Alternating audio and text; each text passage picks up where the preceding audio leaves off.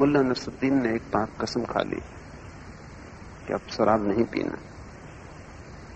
कुछ भी हो, शराब घर के सामने आया, बड़ी बेचैनी होने लगी। पर उसने कहा कि कुछ भी हो जाए, शराब में पीने वाला नहीं। कोई 20 कदम आगे तक गया, फिर उसने अपनी पीठ ठोंकी और कहा, शाबाश नसरुद्दीन, इतनी हिम्मत की कि शराब घर के आगे से निकल गया और भीतर न गया। अब इस खुशी में तुझे पिलवाते। तब उसने जाकर दुगनी पी ली। और सभी कसमें खाने वालों के साथ यही हो रहा है। मंदिर में कसम खाते हो ब्रह्मचर्य की, उसी क्षण स्त्री इतनी सुंदर दिखाई पड़ने लगती जितनी कसम के पहले न थी। तुम्हारी कसमें भी स्वाद को जगाने का उपाय तो नहीं। स्त्री में रस खोरा होता है तो तुम ब्रह्मचर्य की कसम खा लेते, उससे रस वापस लौट आता। भोजन से ऊबने लगते हो तो उपवास कर लेते हो, उससे रस लौट आता है। सभी विपरीत चीजें रस को जन्माती। मनोवैज्ञानिक कहते हैं कि पति पत्नी को एक ही कमरे में नहीं रहना चाहिए, उससे रस क्षीण होता है। मनोवैज्ञानिक कहते हैं कि उन्हें 2 अलग कमरों में रहना चाहिए और 24 घंटे मिलना जुलना नहीं चाहिए, उससे रस क्षीण होता है। इसलिए पति पत्नी एक दूसरे से ऊब जाते, परेशान हो जाते। पत्नी को कभी कभी मायके चले जाना चाहिए, उससे रस वापस लौट आता। जिस चीज से तुम ऊबने लगो उससे विपरीत करने से स्वाद लौट आता है। तुम्हारा जीवन ऐसे ही है जैसे मिठाई खाने वाला नमकीन भी खाता है, नमकीन से मीठे का रस वापस लौटता है। विपरीत से जीभ साफ हो जाती। तुम भोजन करते हो और मैं देखता हूं इधर कि जो ज्यादा भोजन करने वाले लोग हैं अक्सर उपवास में उत्सुक हो जाते। जिन्होंने ज्यादा खा लिया अब उपवास के सिवाय कुछ बचता भी नहीं करने को। उपवास से उनके खाने की वृत्ति फिर वापस लौट आती। बहुत कामी चित्त के लोग ब्रह्मचर्य में उत्सुक हो जाते हैं क्योंकि काम शिथिल हो जाता है, घबरा जाते। ब्रह्मचर्य फिर से रस दे देता है। जैसे घड़ी का पेंडुलम बाएं से दाएं तरफ जाता है, दाएं से बाएं तरफ आता है। जब वो दाएं जा रहा है तब तुम्हें पता नहीं वो बाएं आने की शक्ति जुटा रहा है। जितनी लंबी झूल लेगा दाएं तरफ उतनी ही लंबी झूल लेगा बाएं तरफ। तुम्हारा चित्त ऐसे ही द्वंद्व में भटकता है। तुम पूरे भाव से संसार को भोग लो, तुम संसार से उसी क्षण मुक्त हो जाओगे। संसार इतना व्यर्थ है कि आश्चर्य है कि उसमें रस कायम कैसे रह जाता है। उसमें रस कायम रह जाता होगा तो उसका कारण एक ही है कि तुमने पूरी आंख खोल के भी नहीं देखा।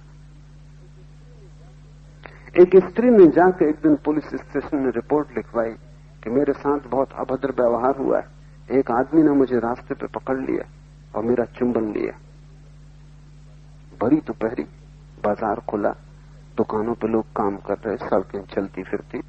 सुप्रिंटेंडेंट ने कहा, कैसा आदमी था, उसका हुलिया लिखवाओ। कितना लंबा था, कैसे कपड़े पहने था, कैसी शक्ल थी। उस स्त्री ने कहा कि ये मुझे कुछ भी पता नहीं। तो सुप्रिंटेंडेंट ने कहा, हैरान किया तुमने, भरी दोपहरी, अंधेरा नहीं, कोई आदमी ने तुम्हें पकड़ा, चुंबन लिया और तुम ये भी ना देख पाई कि उसकी शक्ल कैसी है, कपड़े क्या पहने, ऊंचाई लंबाई क्या है। उस स्त्री ने कहा, बात यह है कि जब भी कोई मेरा चुंबन लेता तो मैं आंख बंद कर लेती। स्त्रियां अक्सर कर लेती। तुम संसार में तो हो लेकिन आंख बंद करके या आधी आंख खोल के।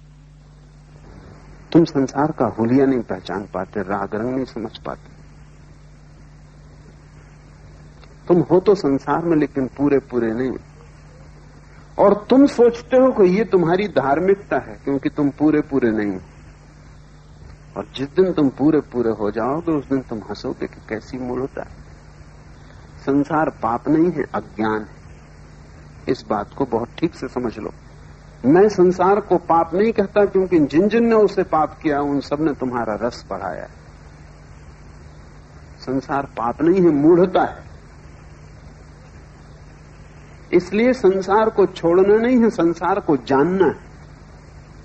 संसार तुम्हारे त्याग से नहीं मिटेगा, त्याग से तो संसार का रस वापस लौट आएगा। जो खो गया रस वो फिर जीवित हो जाएगा। संसार त्याग से नहीं मिटेगा, संसार ज्ञान से मिटेगा। ये बहुत क्रांतिकारी फर्क है। संसार अगर पाप है तो उसे तोड़ने में तुम्हारा अहंकार बढ़ता है, और जिससे तुम्हारा अहंकार बढ़ता है तुम उससे कैसे छूटोगे। मैं तुमसे कहता हूं कि संसार मूढ़ता है, उससे अहंकार बढ़ाने का कोई भी कारण नहीं, उससे तुम सिर्फ मूढ़ सिद्ध होते हो। उससे सिर्फ इतना ही पता चलता है कि तुमने आंख खोल के देखा भी नहीं कि संसार की हुलिया क्या है, ढंग क्या है, ये संसार क्या है। तुम पुलिस थाने में भला रिपोर्ट लिखाने पहुंच गए हो, तुम भला किसी सदगुरु के पास पहुंच गए हो, कहते हो छुटकारा दिलाओ इस संसार से, लेकिन कोई तुम्हें छुटकारा नहीं दिला सकता तुम्हारी खुली आंखों के अतिरिक्त। भरपूर नजर से इसे देख लो। आंख बंद क्यों करते हो? पर आंख बंद करने के पीछे जाल है। सबने समझाया है कि बेकार है, तुम्हारी खोपड़ी में ये विचार बैठ गए कि संसार बेकार है, क्या भोगना। तो जब तुम भोगते हो आंख बंद कर लेते हो, इसलिए पूरा भोग नहीं पाते। पूर्ण भोग त्याग बन जाता है। तुम्हें जिस चीज में रस हो तुम किसी की मत सुनना, तुम उस रस को पूरा ही कर लेना। जिस दिन तुम पूरा करोगे उस दिन तुम पाओगे कि तुम कैसी व्यर्थता में लगे थे। संसार व्यर्थ हो जाए तत्क्षण अंतरयात्रा शुरू हो जाती। तब मिट्टी का दिया बेकार हुआ, तब रोशनी सब तरफ गिरती, दिए के नीचे का अंधेरा मिटता है। इसे समस्त ज्ञानियों ने आत्मज्ञान क्या कहा है, लेकिन आत्मज्ञान के पहले एक शर्त है और वो है संसार ज्ञान। संसार एक विद्यापीठ है, एक अनुभव का विस्तार है। उस अनुभव को तुम कच्चा कच्चा क्यों लेते हो? उसे पकने क्यों नहीं देते कि वो खुद गिर जाए? कच्चे फलों को तोड़ना पड़ता है, तोड़ने से फल को भी घाव लगता है, वृक्ष को भी घाव लगता है। पके फल चुपचाप गिर जाते हैं, उन्हें तोड़ना भी नहीं पड़ता। आज ही सुबह में देख रहा था, बादाम के वृक्ष पर पत्ते पक गए। पका पत्ता ऐसा गिरता है वृक्ष को भी पता नहीं चलता, पत्ते को भी पता नहीं चलता, चुपचाप गिर जाता है, कहीं कोई घाव नहीं छूटता। जिस दिन संसार का ज्ञान ठीक ठीक हो जाता है, पक गए। और पका हुआ त्याग ऐसा है जैसे पका हुआ पत्ता, पका हुआ वृक्ष, कहीं कोई खबर नहीं होती। तब तुम जाकर शोरगुल न मचाओगे कि मैंने त्याग कर दिया, ये तो कच्चे टूट गए फलों का लक्षण। तब तुम जाकर डुंडी न पीटोगे गांव में कि देखो मैंने त्याग कर दिया। तब तुम किसी से न कहोगे कि मेरी शोभा यात्रा निकालो कि मैंने त्याग कर दिया, देखो मैंने सब संसार छोड़ दिया। अगर सच में ही तुम्हें अनुभव हो गया कि संसार व्यर्थ है, तो क्या तुम कहोगे कि मैंने उसे छोड़ दिया? क्या तुम्हारे भीतर त्याग की अस्मिता निर्मित होगी? तुम रोज अपने घर के बाहर कचरा फेंकते हो, क्या तुम मोहल्ले में जाकर खबर करते हो कि कचरे का त्याग कर दिया? आज फिर किया, फिर से छोड़ा। अगर तुम ऐसा करोगे तो मोहल्ले के लोग तुम्हें विक्षिप्त समझेंगे। मोहल्ले के लोग समझेंगे कि कचरा भी छोड़ते हो, उसका अर्थ हुआ कि कचरे में बड़ी पकड़। जब भी तुम किसी त्यागी को पाओ जो त्याग में रस ले रहा हो, तो समझना कि अधूरा छूट गया, कच्चा टूट गया, और जो कच्चा टूटा है उसे वापस लौटना पड़ेगा। पके बिना छुटकारे का कोई मार्ग नहीं। नीत्शे का एक बहुत प्रसिद्ध वचन है, राइपननेस इज ऑल, पक जाना सब कुछ। मैं भी तुमसे यही कहता हूं कि पक जाना सब कुछ। समय मत खो, पको, परिपक्व हो जाओ। सुनी हुई बातों के कारण नहीं, अपने ही अनुभव से पाओ कि व्यर्थ क्या है, तब छोड़ना भी नहीं पड़ता। तुम्हें पता भी नहीं चलता कब छूटना शुरू हो गया। व्यर्थ छूटता चला जाता है। जैसे जैसे व्यर्थ छूटता है सार्थक उभरता है, निर्मित होता है। व्यर्थ के हटते ही रोशनी भीतर लौटनी शुरू होती। यही प्रयोजन है इस वचन का। मनुष्य की सबसे बड़ी कठिनाई मनुष्य का अपने प्रति ही अज्ञान। दिए के नीचे जैसे अंधेरा होता है, वैसे ही मनुष्य उस सत्ता के प्रति अंधकार में है जो कि उसकी आत्मा है। हम स्वयं को नहीं जानते, और तब यदि हमारा सारा जीवन ही गलत दिशाओं में चला जाए तो आश्चर्य करना व्यर्थ। तुम गलत कामों को तो बदलने की कोशिश करते हो, लेकिन तुम ये कभी नहीं देखते कि गलत काम तुमसे पैदा हो रहे हैं। तुम एक गलत काम को बदलोगे, तुमसे दूसरा गलत काम पैदा हो जाए। मेरे पास लोग आते हैं, वो कहते हैं मुझे सिगरेट पीनी छोड़नी। मैं उनसे कहता हूं कि सवाल तुम्हारा है, तुम्हारी सिगरेट पीना छोड़ा दूंगा, कल तुम इसकी जगह कोई और परिपूरक खोजोगे, तंबाकू खाओगे, सूंघनी सूंघोगे, तुम कुछ ना कुछ करोगे। क्योंकि सवाल सिगरेट पीने का नहीं है। ये सिगरेट पीना ऊपर से आ गया कृत्य नहीं, तुम में लगा फल। इसको तुम तोड़ दो, दूसरा फल लगेगा। तुम अपने कृत्यों को बदल के क्या करोगे?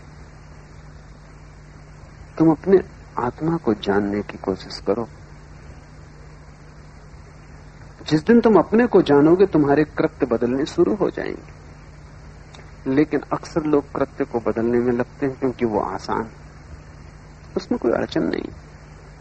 तुम 7 बजे सो के उठते हो, 5 बजे उठ सकते हो, 2, 4, 8 दिन परेशानी होगी। अगर जिद्दी स्वभाव के हुए, थोड़ी लठ प्रकृति के हुए, 2, 4, 8 दिन में 5 बजे उठने लगोगे। थोड़ी हठवादिता रही, दम्भी आदमी हुए, उठने लगोगे 5 बजे। लेकिन तुम ही तो उठोगे ना 5 बजे। 7 बजे तुम उठते थे, 5 बजे भी तुम ही उठोगे। जल्दी उठने से क्या फर्क हो जाएगा? लेकिन तुम सोचते हो जाएगा। मुल्ला नसरुद्दीन एक लड़की के प्रेम में था। सभी प्रेमी अपने प्रेम की प्रशंसा करते। तो उस लड़की से कह रहा था कि सुबह उठते ही तेरा नाम लेता। तो उस लड़की ने कहा यही तो तुम्हारा भाई कहता। नसरुद्दीन ने कहा लेकिन एक बात ख्याल रखना, मैं उससे पहले सोकर उठता। पहले सोकर उठ के भी तुम नाम लोगे भगवान का, इससे क्या फर्क पड़ता है? 7 बजे लेते कि 5 बजे लोगे, तुम ही लोगे ना। 7 और 5 से तुम में क्या फर्क पड़ता है? कोई भी फर्क नहीं पड़ता।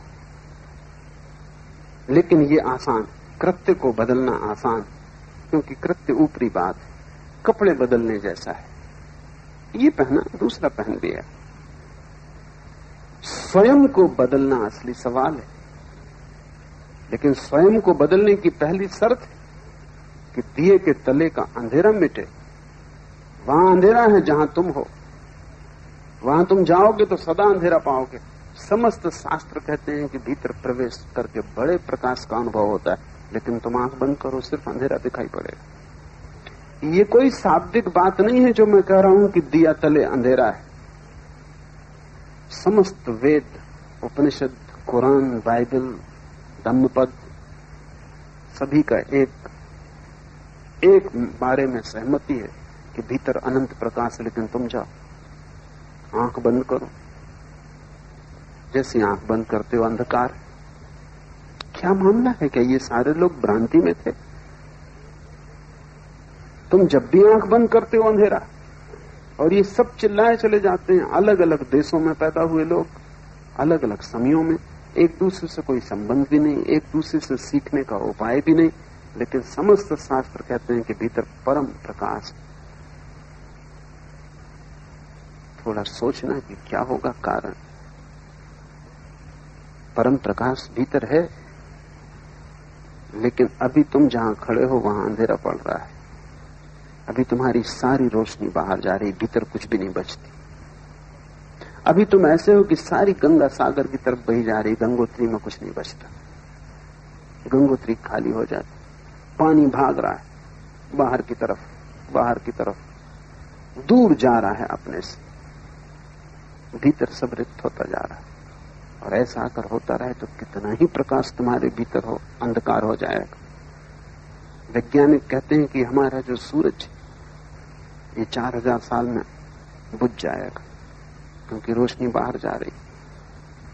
विराट है, पृथ्वी से 60,000 गुना बड़ा है, अनंत क्षमता का है, लेकिन वो भी चुक जाएगा। 4000 साल में सूरज भी खाली हो जाएगा, क्योंकि प्रकाश बाहर चला जा रहा है। तुम सूरज से भी बड़ी क्षमता के हो। कबीर ने कहा है जैसे हजारों सूरज एक साथ जल जाएं, ऐसा वहां प्रकाश है, लेकिन वो भी चुका देते हो। बाहर बाहर बाहर खाली होते जाते। जिस जैसे खाली होते वैसे वैसे दीनता लगती। बच्चे को देखो, बड़े भाव से भरा हुआ पैदा होता, जैसे सम्राट। और बूढ़े को देखो, थका हारा टूट गया। जिब्रान की एक छोटी सी कहानी है। एक लोमड़ी सुबह सुबह उठी, उसने अपनी छाया देखी। सुबह का सूरज उग रहा था, उसकी छाया बहुत बड़ी थी। उसने कहा आज तो एक ऊंट मिले खाने को तभी हल होगा। इतनी बड़ी छाया थी, एक ऊंट से कम में पेट न भरेगा। फिर दोपहर तक उसने ऊंट की तलाश की। अब लोमड़ी को कहीं ऊंट मिले, और मिल भी जाए तो लोमड़ी करेगी क्या। लेकिन दोपहर तक भूखी हो गई, थक गई। फिर उसने दोबारा नीचे छाया की तरफ देखा, सूरज सिर पे आ गया। अब छाया बहुत छोटी पड़ रही थी। उसने कहा कि अब तो एक चींटी भी मिल जाए तो भी काफी। सभी बच्चे ऐसे भरे हुए पैदा होते। सुबह छाया बड़ी लंबी पड़ती, बूढ़े होते होते सब सिकुड़ जाता है। ऊंट की आशा लेके चलते हैं, चींटी भी मिलती नहीं। अब तो एक चींटी भी मिल जाए तो बहुत। सुबह ऊंट भी मिलने से काम चलने वाला नहीं था। सभी बच्चे बड़ी महत्वाकांक्षा लेके संसार में चलते हैं, और सभी बूढ़े सिर्फ टूटे हुए खिलौने लेकर समाप्त होते हैं। सब सपने पैरों तले रुंधे हुए, सब इंद्रधनुष टूटे हुए। बूढ़े की असली पीड़ा न तो बुढ़ापा है न मृत्यु। बूढ़े की असली पीड़ा है सब सपनों का टूट जाना, सब महत्वाकांक्षाएं व्यर्थ सिद्ध हुई। जो भी पाना चाहा वो व्यर्थ गया, मिला तो भी व्यर्थ गया, न मिला तो भी व्यर्थ गया। जीवन बड़ा अनूठा है, यहां सभी हार जाते हैं, जीतता यहां कोई भी नहीं। जो जीते हुए दिखाई पड़ते हैं वे भी हार जाते हैं, जो हारे हुए हैं वे तो हारे हुए हैं ही। यहां पराजित और विजेता सब बराबर हो जाते हैं। मृत्यु जैसी समाजवादी और कोई घटना नहीं, वो बिल्कुल परम साम्यवादी, सबको बराबर कर देती, सब लिखा पढ़ा साफ हो जाता। जैसे जैसे जीवन उतरने लगता है वैसे वैसे लगता है सब व्यर्थ गया। इसके पहले अगर तुम सजग हो जाओ कि ये जीवन का स्वभाव ही व्यर्थ जाना, बाहर तुम संपदा को पा ही ना सकोगे। और तुम जो भी खोजोगे, अगर भीतर तुम गलत हो तो तुम्हारी सब खोज गलत होगी। यात्रा पथों का सवाल नहीं है, यात्री का सवाल है। मुझसे लोग पूछते हैं कि सही मार्ग क्या है। उनसे कहता हूं तुम मार्ग की फिक्र छोड़ो, सही यात्री गलत मार्ग से भी पहुंच जाएगा, और गलत यात्री सही मार्ग पर भी क्या करेगा। तुम्हारी आंख में अगर नशा हो तो तुम जो भी देखोगे, जहां भी देखोगे, सब गलत होगा। मुल्ला नसरुद्दीन और उसका जुड़वां भाई, दोनों का जन्मदिन था। तो दोनों ने सोचा जाएं किसी होटल में, खाएं पिए मौज करें। दोनों ने एक से कपड़े पहने, एक से टाई लगाई, एक से रंग का कोट, एक से जूता, एक से रुमाल खोसा। दोनों पहुंचे, मिठाई खाई, भोजन किया, शराब गृह में पहुंचे। एक से गिलासों में एक सी शराब बुलाई। एक शराबी सामने बैठा, आंखें मीर मीर के उनको देखने लगा। कई बार आंखें मीर के देखा तो नसरुद्दीन हंसा। उसने कहा कि परेशान ना हो, नशे के कारण तुम्हें गलत दिखाई पड़ रहा है, ऐसा मत सोचो। या एक का दो दिखाई पड़ रहा है, ऐसा भी मत सोचो। हम दो जुड़वा भाई हैं। उस शराबी ने फिर से आंख मेली और कहा कि तुम चारों? उसको चार दिखाई पड़ रहे हैं। तुम्हारी आंख में अगर मोह, तुम जहां भी देखोगे वहीं संसार है। संसार नहीं है सवाल, मोह सवाल है। तुम परमात्मा को भी देखोगे वहां भी संसार दिखाई पड़ेगा। तुम्हारी आंख से मोह खो जाए, तुम जहां भी देखोगे पाओगे परमात्मा है। असली सवाल क्या है ये नहीं है बाहर, असली सवाल कौन है भीतर। किस रास्ते से जाते हो? व्यर्थ। हिंदू की, मुसलमान की, ईसाई की, बौद्ध की, जैन, सब व्यर्थ। रास्ता सवाल नहीं, यात्री सवाल है। तुम हो असली सवाल। और तुम्हारी दो स्थितियां हैं। एक तो स्थिति है कि प्रकाश बाहर जाता हुआ भीतर अंधेरा, और दूसरी स्थिति है प्रकाश भीतर आता हुआ और भीतर कोई अंधेरा नहीं। जिस दिन तुम भीतर प्रकाश से भर जाते हो, उस दिन तुम जहां भी जाओगे वहीं प्रकाश। उस दिन तुम जहां भी जाओगे वहीं परमात्मा है। उस दिन तुम जहां देखोगे वहीं ब्रह्म। उस दिन तुम जहां झांकोगे वहीं उसे पाओगे। जीसस ने कहा है, तोड़ो लकड़ी को और पाओगे तुम मुझे, उठाओ पत्थर को, मैं ही छिपा हूं। लेकिन ये किसके लिए कहा है? तुम लकड़ी तोड़ोगे, ईश्वर को पाओगे? कुछ भी ना पाओगे, लकड़ी और टूट गई। पत्थर उठाओगे, ईश्वर को दबा हुआ पाओगे? असंभव। तुम जहां भी जाओगे, जो तुम्हारी दशा है उसी की प्रतिध्वनि पाओगे। संसार दर्पण, तुम अपने को ही देखोगे और कुछ देखने का उपाय नहीं। और दर्पण को तोड़ने में मत लग जाओ, उससे कोई फर्क न पड़ेगा। मैंने सुना है एक कुरूप स्त्री थी, वो जहां भी दर्पण देखती तोड़ देती। लोग उससे पूछते कि ऐसा तू क्यों करती? तो वो कहती क्योंकि दर्पण के कारण मैं कुरूप हो जाती।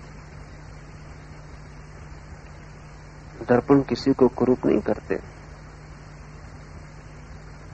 दर्पण तो वही झलका देते हैं जो तुम हो। तुम्हारे सब संबंध, पत्नी, पति, बेटे, पिता, मां, मित्र, शत्रु, समाज, संसार, तुम्ही को झलकाता है। सभी दर्पण। जहां जहां तुम देखते हो कुरूपता, वहीं से तुम भागते हो, दर्पण तोड़ते हो। दर्पण तोड़ने से क्या होगा? अपने को बदलो। लेकिन अपने को बदलने का स्मरण ही तब आता है जब रोशनी भीतर की तरफ जानी शुरू हो जाती। दो यात्राएं हैं प्रकाश की, या बाहर की तरफ या भीतर की तरफ। और जो गहनतम घटना घटती है वो ये कि जैसे प्रकाश भीतर आना शुरू होता है, जैसे तुम आंख बंद करते हो और ध्यान भीतर आता है। कब आएगा ध्यान भीतर? जब बाहर कोई वासना न हो। वासना ध्यान को आकर्षित करती, वो ध्यान का ऑब्जेक्ट, विषय वस्तु बन जाती। उपवास करो, भोजन पर ध्यान जाएगा। कभी नहीं जाता था भोजन पे, उपवास के दिन भोजन पे जाएगा। मंदिर में बैठो, ध्यान दुकान पे जाएगा। क्यों ऐसा होता है?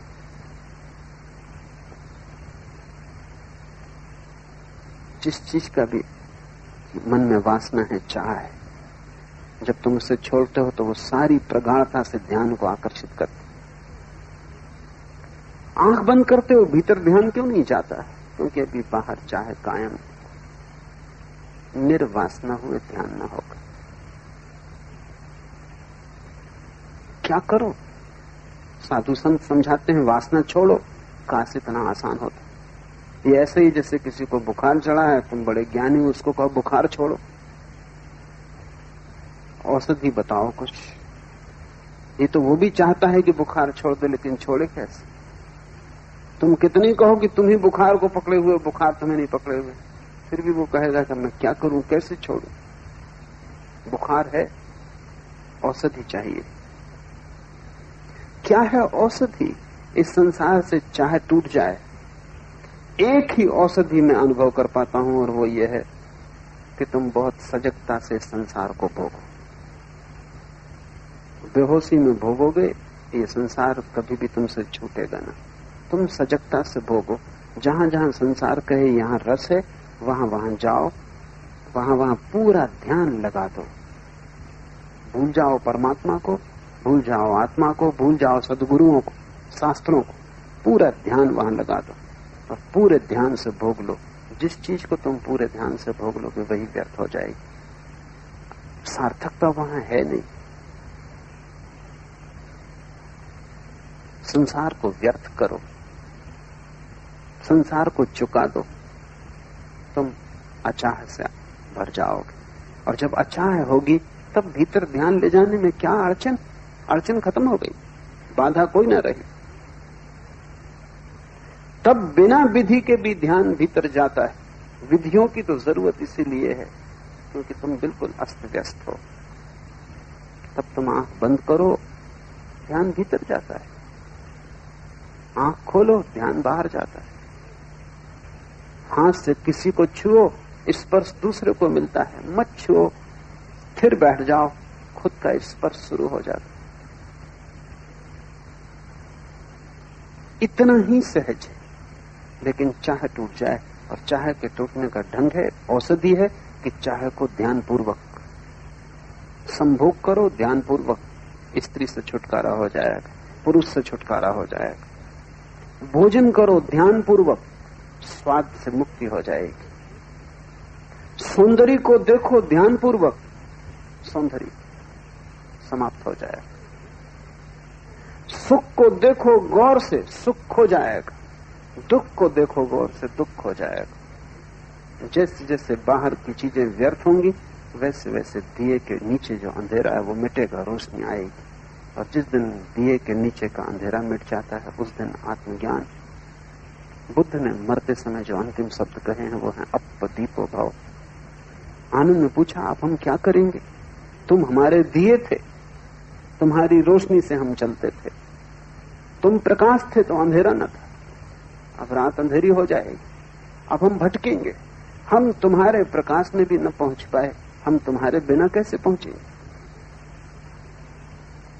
तुम बुझे जा रहे हो, हमारा क्या होगा? बुद्ध ने कहा, अपदीपो भव, अपने दिए बनो आनंद। और दूसरे की रोशनी से कोई कभी नहीं पहुंचा, क्योंकि दूसरे की रोशनी भी बाहर पड़ सकती है। तुम्हारे भीतर तो सिर्फ तुम्हारी रोशनी ही पड़ सकती है। मैं कितना ही प्रकाश करूं, वो तुम्हारे चारों तरफ होगा, तुम्हारे भीतर नहीं जा सकता। मैं कितना ही समझाऊं, वो समझ तुम्हारे चारों तरफ से तुम्हें घेर लेगी, तुम्हारा वातावरण बन जाएगी, तुम्हारे चारों तरफ एक आभा का मंडल बन जाएगी, लेकिन भीतर नहीं जाएगी। भीतर तो तुम्हारा ही ज्ञान स्फुरित होगा, तुम्हारी ही आत्मा जलेगी, तुम्हारा ही दिया जलेगा। तभी वो दिया जल ही रहा है, सिर्फ उसके नीचे अंधेरा है। अंधेरे के कारण मैंने तुम्हें बताया, एक एक कारण को तोड़ते चलो। सबसे बड़ा कारण यह है कि तुम्हारा रस अभी संसार में कायम है। तो मैं नहीं कहूंगा तुमसे कि रस कायम रहते हुए तुम भीतर मुड़ो, तुम कभी न मुड़ पाओगे। तुम इस रस को विरस कर डालो। और विरस करने का मेरा प्रयोग बिल्कुल भिन्न है जो तुम्हें दूसरों ने समझाया है। दूसरों ने समझाया है कि विरस कर डालो, मतलब समझो ऐसा कि इसमें कोई रस नहीं, विचार करो इसमें कोई रस नहीं। मैं तुमसे नहीं कहता कि विचार करो, मैं कहता हूं ध्यान करो। सोचो मत कि रस नहीं, सिर्फ ध्यान को गड़ा कर देखो। अगर रस है तो मिल जाएगा, रस नहीं है तो मिल जाएगा। अब तक संसार में जिन्होंने ध्यान से देखा, जिन्होंने बाहर ध्यान से देखा, उन्होंने पाया कि वहां सब आसार है। ये आसार की प्रतीति तुम्हारी अंतर यात्रा का द्वार बन जाती, रोशनी भीतर आ जाए, तुम रोशनी के एक भीतरी वर्तुल बन जाओ। फिर तुम्हारे जीवन में कुछ गलत ना होगा, तुम जो भी करोगे वो ठीक। लोग कहते हैं कि साधु वो है जो ठीक करता है, जो ठीक ठीक करता है सब काम, जिसका सब व्यवहार सम्यक है, वो साधु है। मैं नहीं कहता, मैं तो कहता हूं साधु जो करता है वही सम्यक व्यवहार है, वही ठीक ठीक व्यवहार। व्यवहार से कोई साधु नहीं होता, साधु से व्यवहार जन्मता है। आचरण तो तुम ठीक ठीक कर सकते हो बिल्कुल राम जैसा, लेकिन तुम राम ना हो जाओगे, तुम ज्यादा से ज्यादा रामलीला के राम रहोगे। यही तो बेचैनी है। इतने साधु संत, इतने रामकृष्ण चारों तरफ मौजूद, उनमें अधिकतर अभिनेता हैं। उनकी मंच बड़ी है, वो किसी थिएटर में नहीं कर रहे हैं काम, लेकिन थिएटर में आचरण में सब कुछ है।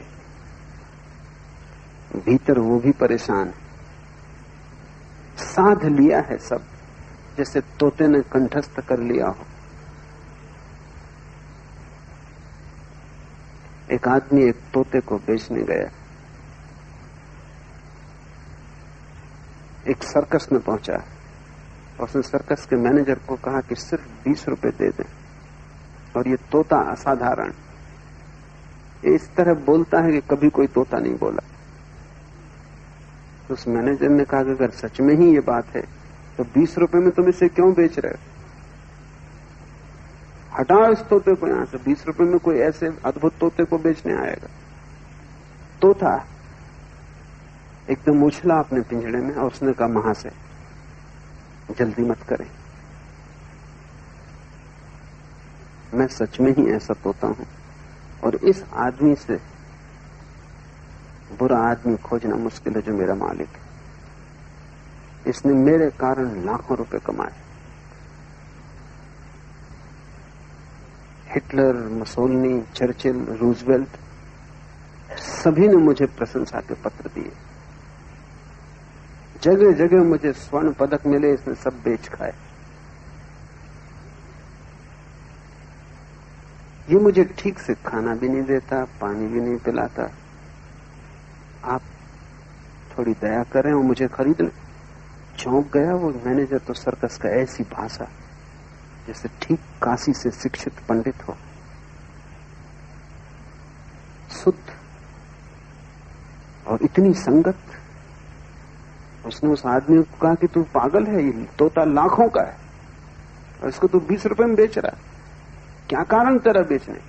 उसने कहा कि और तो सब ठीक है, मैं इसकी झूठ से बहुत ऊब गया हूं। 24 घंटे बकवास, एक तो बकवास लगाए रखा, और मुझे पता है कि सिर्फ तोता है तो सिर्फ बकवास है, भीतर तो कुछ है नहीं इसके। और जो भी सुन लेता दोहराने लगता है, ये हिटलर, मुसोलिनी ना इसने कभी देखे। तो मैं इससे थक गया हूं, इससे मैं छुटकारा चाहता हूं। 20 रुपया तो सिर्फ बहाना, आप इसको मुफ्त भी रख लें।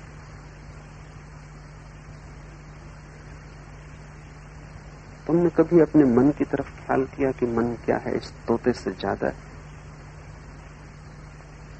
इसने कुछ जाना नहीं, वेद पढ़ लिए हैं, उपनिषद रट लिए, दोहरा सकता है कबीर को, कुंद कुंद को, किसी को भी, पर ये तोते से ज्यादा है। और ये तोता कितना ही कुशल हो गया हो बोलने में, 20 रुपए में भी कोई लेने को तैयार होगा।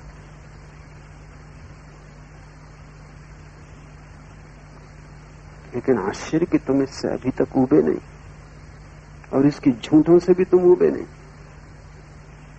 इसने जमाने भर के गोल्ड मेडल इकट्ठे कर लिए, ये तुमसे निरंतर झूठ बोल रहा है और तुम भरोसा किए चले जाते। और इसकी बकवास 24 घंटे चल रही।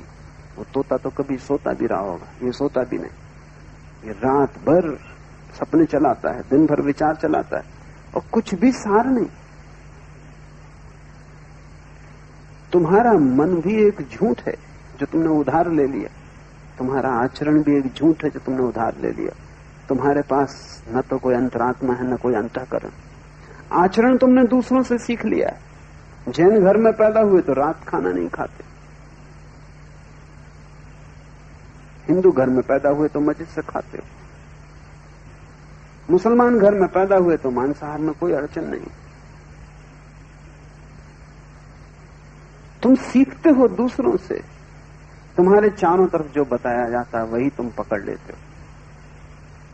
कोई फर्क नहीं है हिंदू, मुसलमान, जैन में। जो जैन को बताया गया वो उसने पकड़ लिया, जो मुसलमान को बताया गया वो उसने पकड़ लिया, जो हिंदू को बताया गया वो उसने पकड़ लिया। तोतों में कोई फर्क नहीं, जो बताया गया वो पकड़ लिया। तुमने अपनी चेतना का कोई उपयोग किया पकड़ने? तुमने अपनी तरफ से जीवन को कुछ साधा, या जो सुना अंधे की तरह तुम उसके पीछे चले गए? तुम बिल्कुल उधार हो, और इस उधारी से तुम्हारे भीतर बड़ा अंधकार। न चिंता करो आचरण की, न चिंता करो व्यवहार की, न चिंता करो विचार की, चिंता करो सिर्फ ध्यान की, क्योंकि उस एक के साधने से सब साथ दिया जाएगा। जैसे माला के भीतर धागा अनस्यूत है, ऐसे तुम्हारे आचरण, व्यवहार, विचार सब में ध्यान अनस्यूत है, वो धागा है। उस एक को पकड़ लो, सब पकड़ में आ जाएगा। कहां से पकड़ोगे? जहां तुम हो। अभी तुम बाहर हो, वहीं ध्यान करो। भोजन को ध्यान बना लो, भोग को ध्यान बना लो, धन को ध्यान बना लो, क्रोध को ध्यान बना लो। जो भी हो, जहां हो, वहीं ध्यान को लगा दो। और तुम बड़े चकित होगे, क्रोध से ध्यान जोड़ा कि क्रोध समाप्त हो जाता है, ध्यान ही रह जाता। लोभ से ध्यान जोड़ा, लोभ समाप्त हो जाता है, ध्यान ही रह जाता। संसार में ही ध्यान करते करते तुम पाओगे कि संसार खो गया, ध्यान रह गया। जैसे ही ध्यान बचता है, अंतर यात्रा शुरू हो जाती। दिए के नीचे का अंधेरा मिट जाता है। पहुंच जाते हो तुम उस जगह जहां हजारों सूर्य एक साथ उदित हो रहे हो, और जो कभी डूबते नहीं, जिनका कोई अस्त नहीं। तुम्हारे भीतर परम सूर्योदय छिपा है। आज इतना है।